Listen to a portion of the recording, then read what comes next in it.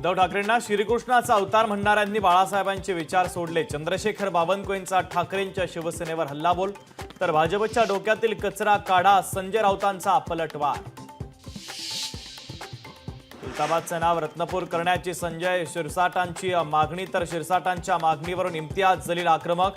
शिवसेना भाजप नेत्यांवर त्यांचा हल्लाबोल।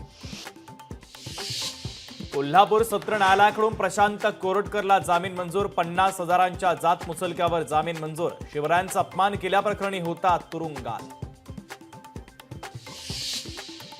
संतोष देशमुख हत्या प्रकरणाची उद्या चौथी सुनावणी होणार। जिल्हा सत्र न्यायालयामध्ये सुनावणी होणार। सरकारी वकील उज्ज्वल निकम सुनावणीला हजर राहणार।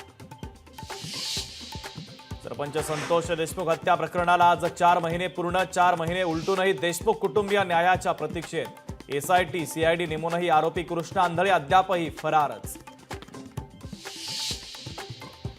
खासदार सुप्रिया सुळेंचं उपोषण मागे तब्बल 7 तास सुरू होतं आंदोलन, तर 2 मे पासून भोरमधील रस्त्याच्या दुरुस्तीचं काम सुरू करण्याचं दिलं आश्वासन।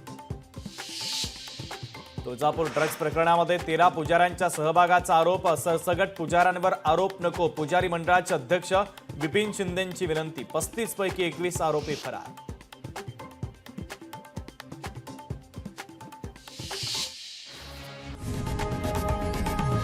लोकशाही मराठी ऐका, पहा, जागरूक रहा।